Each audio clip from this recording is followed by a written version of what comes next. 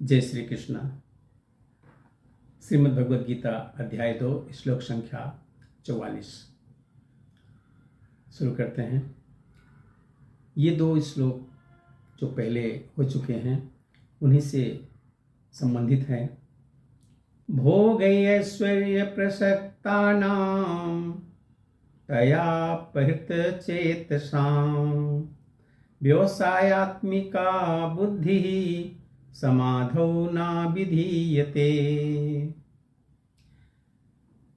जो लोग इंद्रिय भोग ऐश्वर्य प्रसक्ता नाम भोग और ऐश्वर्य के प्रति आसक्त हैं, ऐसी वस्तुओं के लिए आसक्त हैं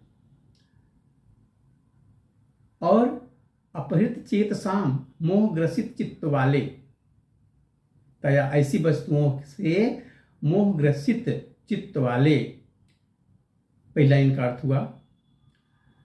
दूसरी लाइन का अर्थ हुआ व्यवसायात्मिका बुद्धि समाधौ न विधीयते। व्यवसायात्मिका दृढ़ निश्चय वाली बुद्धि भगवान की भक्ति समाधौ न विधीयते, नियंत्रित मन में कभी नहीं घटित होती है। जो इंद्रिय भोग में रुचि रखते हैं तो उनके लिए भोग और ऐश्वर्य जो है उसके प्रति जो आसक्त हैं उनके लिए मोहग्रसित चित्त वाले, वो उनका मन जो है कृष्ण भावनामृत में नहीं जा सकता।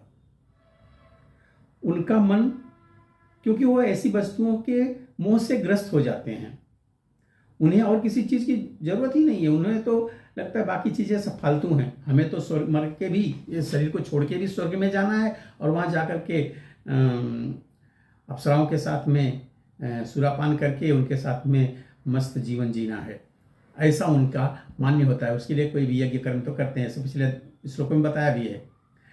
तो अभी इसमें क्या है कि ये श्लोक का अर्थ यही बता रहे हैं भगवान कि जो लोग इंद्रिय भोग तथा भौतिक ऐश्वर्य के प्रति अत्यधिक आकर्षित होते हैं या आसक्त होने से क्या होता है, वो उनके प्रति अत्यधिक मोहग्रस्त हो जाते हैं।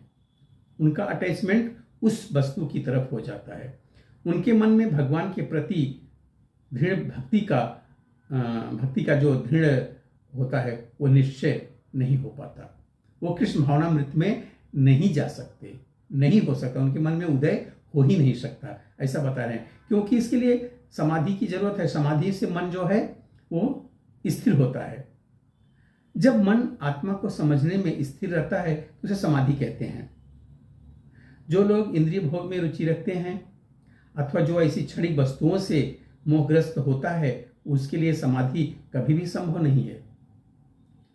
माया के चक्कर में पड़कर वे न्यूनाधिक पतन को प्राप्त होते हैं।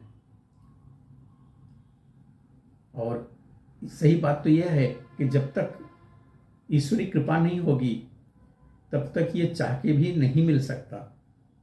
इसलिए तो प्रार्थना करनी चाहिए कि हे भगवान, हमें इस सत्कर्म में लाने के लिए आप कृपा करें।